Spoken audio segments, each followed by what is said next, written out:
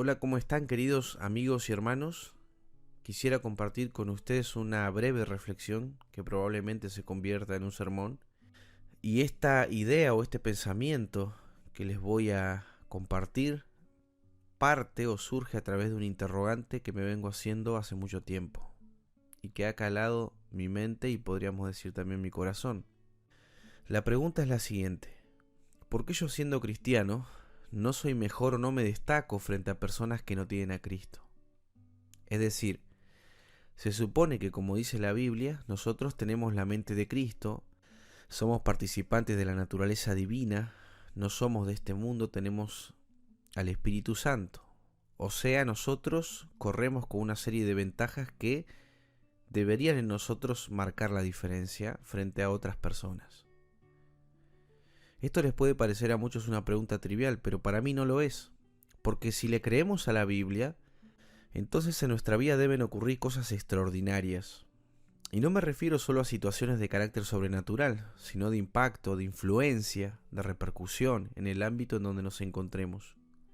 En la búsqueda para responder a este interrogante, me di cuenta que la Biblia mostraba los hechos y la vida de los protagonistas como una película de generaciones que triunfaron e impactaron en su entorno.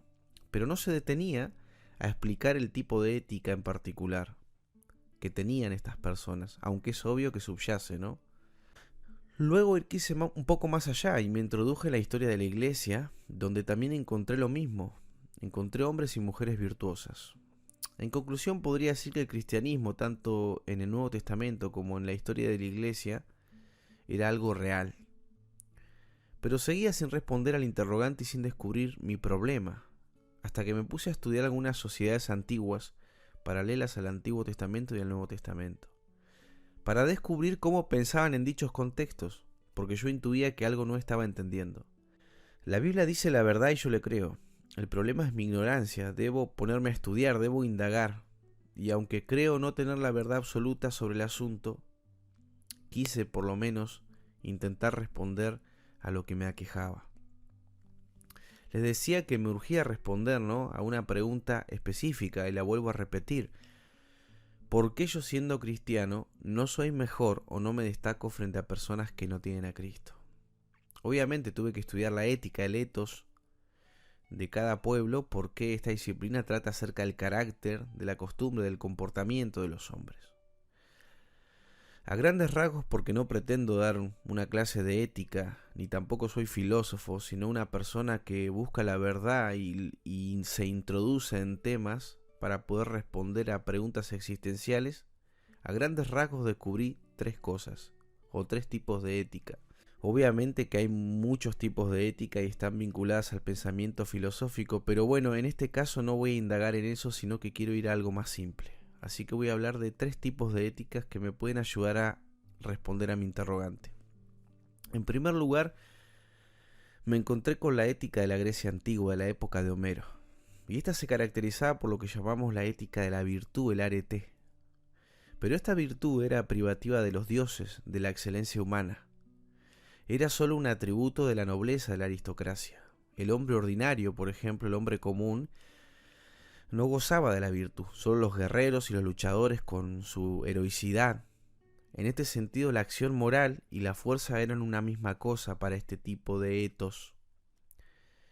Este tipo de virtud también lo podemos ver en los personajes bíblicos, como en el caso de Sansón y de Gedeón, donde la fuerza está vinculada a la acción moral. En segundo lugar, tenemos la ética del bien, la virtud que busca el bien, y que encuentra fundamentalmente, o mejor dicho, que se encuentra fuera del hombre. Aquí entran pensadores que van desde Platón, Aristóteles, pasando por el cristianismo, la Edad Media, e inclusive llega hasta algunos pensadores de nuestros días. Pero como les decía, no es mi objetivo dar ni una clase de filosofía ni de ética, sino responder a mi interrogante. Este tipo de ética, la ética que busca el bien, la ética de la virtud, nos enseñan los pensadores antiguos que se logra a través del hábito. El hombre siente una inclinación hacia el bien y se esfuerza por ser virtuoso. Por eso que vemos a mucha gente que vive una vida correcta, ordenada y que hasta llega a dar todo su tiempo por otros semejantes. ¿Por qué? Y viven una vida virtuosa y eso lo lograron a través de un hábito. El hábito es el punto medio entre lo que puedo llegar a ser y el acto mismo de ser. Por ejemplo, si quiero ser un atleta, existe la posibilidad que lo sea. Mientras tenga salud y piernas, no hay nada que me pueda prohibir serlo o evitar serlo. Pero para lograr ser un buen atleta necesito el hábito de entrenamiento que me permita llegar al acto mismo de ser atleta. En este sentido, el hábito es la perfección de la posibilidad que tengo de ser atleta. Si quiero lograr algo, debo generar un hábito. Como verán, la ética de la virtud en este caso consiste en una disposición del hombre a inclinarse por el bien, por llevar una vida virtuosa. Por eso los virtuosos se destacan, impactan, son ejemplos a seguir. En tercer lugar se encuentra la ética del deber, que podríamos introducirla desde Kant, traspasa la modernidad y llega hasta nuestros días. Esta no es una ética de la virtud, sino de hacer lo que debo. El hombre es bueno cuando hace lo que debe. Y esto es cierto. Aquí premiamos a alguien cuando hace lo que debe. ¿Debo ayudar al prójimo? Sí. ¿Debo aprobar los exámenes de la facultad? Sí. ¿Debo respetar las opiniones de los demás? Sí, etcétera, etcétera. El cumplir un deber nos hace sujetos moralmente correctos, porque cumplimos reglas que nos hacen vivir decentemente, en orden. Creería que en eso estaríamos de acuerdo. Aquí es cuando se me empezó a prender la lamparita con respecto al interrogante que me hice y me pregunté. ¿No será que mi cristianismo o nuestro cristianismo, el de hoy en día, ha adoptado una ética solo del deber y no de la virtud? Claro, la búsqueda del bien es superior al solo cumplimiento del deber. Cumplir deberes es meritorio, querido amigo, pero no nos perfecciona el carácter ni nos hace virtuosos. En otras palabras, el deber no nos invita a ser perfectos y a destacarnos haciendo la milla extra. Recuerdo que cuando me iba bien en la escuela, cosa que era bastante rara en mí, pero a veces me pasaba, yo esperaba que por ejemplo en el caso de mi padre me felicitara cuando pasaba de año, pero mi padre me decía, con tu deber cumpliste. Claro, yo me enojaba en ese momento, ¿no? Pero hoy lo entiendo. Con tu deber cumpliste, claro, pasaste de año, pero yo creo que si yo me esforzaba mucho más y me destacaba hasta llegar a ser el mejor estudiante, seguro mi padre me iba a felicitar e iba a recibir el honor de parte de otras personas. Como verán, y si me fueron prestando atención, estamos empezando a contestar mi interrogante. Quizá nuestro cristianismo está enmarcado dentro de un etos del deber, dentro de una ética del deber y no dentro de una ética de la virtud, que nos ayudarían a perfeccionar nuestro cristianismo y a destacarnos. Pero como pretendo que esto sea una reflexión para cristianos, entonces voy ahora a compartir con ustedes un pasaje bíblico donde podemos ver un poco estas cuestiones que les estoy planteando. Vamos a leer aquella historia muy conocida, la del joven rico, en Mateo capítulo 19, versículo 16 al 22, y lo voy a leer con ustedes y voy a hacer una reflexión sobre el tema. Dice lo siguiente: Entonces vino uno y le dijo: Maestro bueno, ¿qué bien haré para tener la vida eterna? Él le dijo: ¿Por qué me llamas bueno? Ninguno hay bueno sino uno, Dios.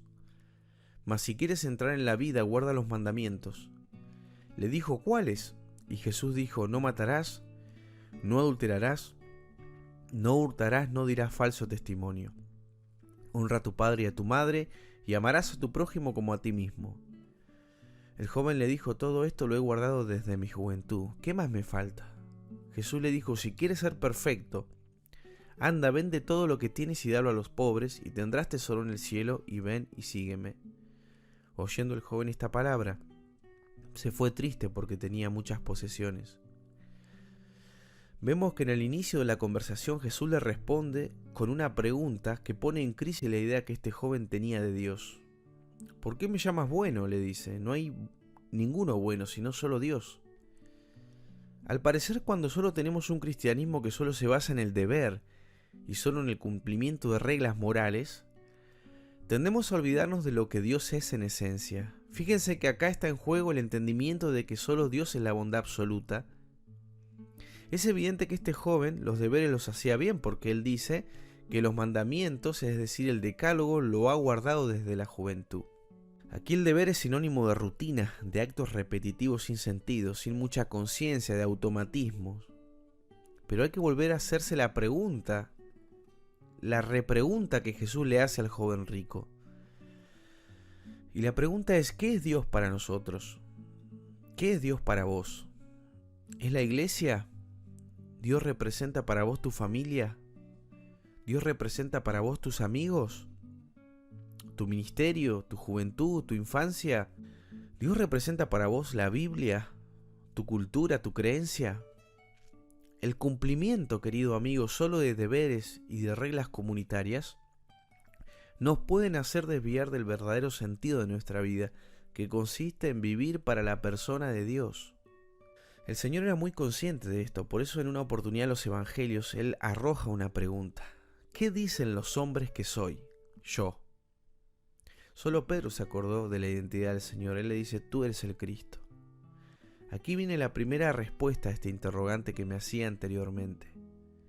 Quizá no me destaco de los demás hombres que ni siquiera a veces tienen a Cristo, porque he vivido mi cristianismo solo cumpliendo reglas y preceptos morales sin amar y sin entender verdaderamente quién es Dios.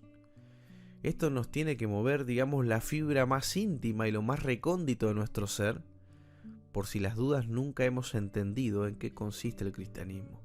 En segundo lugar, Cristo apela a que el joven rico supere el mero deber por la excelencia de la virtud. Esto es maravilloso. Jesús le dijo, si quieres ser perfecto, anda, vende todo lo que tienes y dalo a los pobres y tendrás tesoro en el cielo y ven y sígueme. Como les decía, la virtud es el deseo del hombre por buscar la perfección.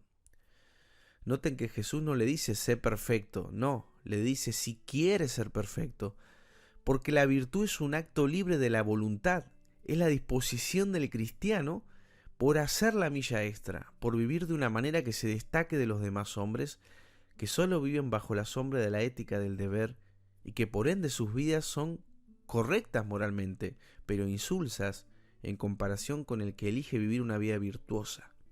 Claro, el vivir virtuosamente requiere de esfuerzo personal, de generar hábitos que nos conduzcan a la perfección, a la madurez. En otras palabras, a pagar el precio que requiere ser virtuoso.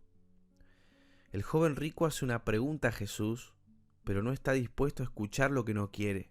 ¿Qué más me falta?, dice. Jesús le contesta, le dice, vende todo y dáselo a los pobres.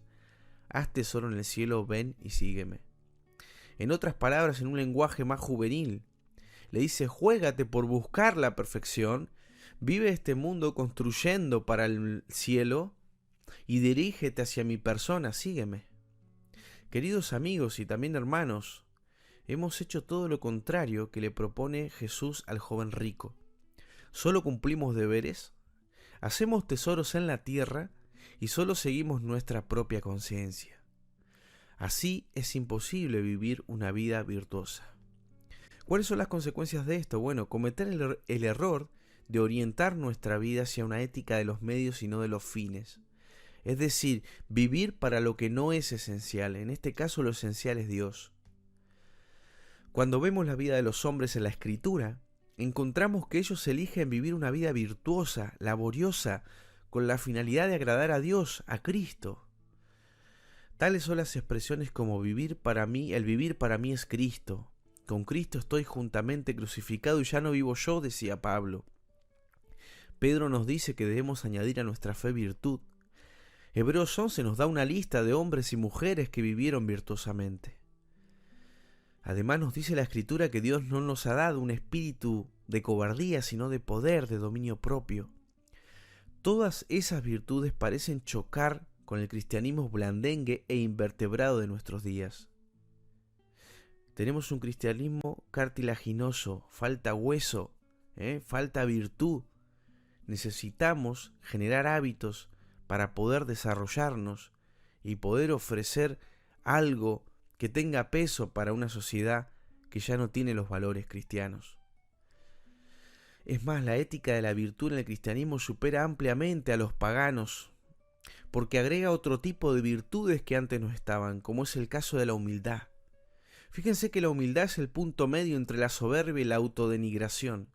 La humildad es una virtud que jamás estaría en los griegos, porque como la misma etimología de la palabra humildad, que significa tener los pies sobre la tierra, implica o consiste en reconocer a alguien superior a nosotros, en este caso Dios. Por eso Dios, dicho sea de paso, no puede ser humilde porque no hay nadie encima de él, ¿verdad? Pero la humildad es netamente una virtud cristiana. Además nos dice la Biblia que los cristianos somos energizados por Dios y también poseemos otro tipo de virtudes que son, por ejemplo, las virtudes teologales, la fe, la esperanza y el amor, que son virtudes que no pueden existir en aquellos que no tienen a Cristo, que no son cristianos, porque solo Dios las provee de manera sobrenatural en sus hijos. Por tanto, para finalizar, si no nos hemos destacado, es porque hemos adoptado en nuestra vida una ética del deber y no de la virtud, no entendiendo que el cristianismo requiere de nuestra parte esfuerzo y dedicación para el perfeccionamiento de nuestras vidas. Te invito, querido amigo, que puedas hacer la milla extra, que puedas buscar la perfección, que puedas destacarte de los demás, inclusive de los que no tienen a Cristo. Es tu obligación superarte en todas las áreas, porque se supone que vos sos hijo de Dios, que vos tenés un poder, podríamos decir, superior a los que no tienen a Dios de su lado. Querido amigo, te invito a que reflexiones sobre esto y que puedas ampliar esto, porque esto es una humilde opinión, es un aporte a una pregunta que quizá muchas veces ustedes se la han hecho. Gracias por estar y por compartir conmigo este tiempo. Que Dios les bendiga a cada uno. Les dejo mi saludo.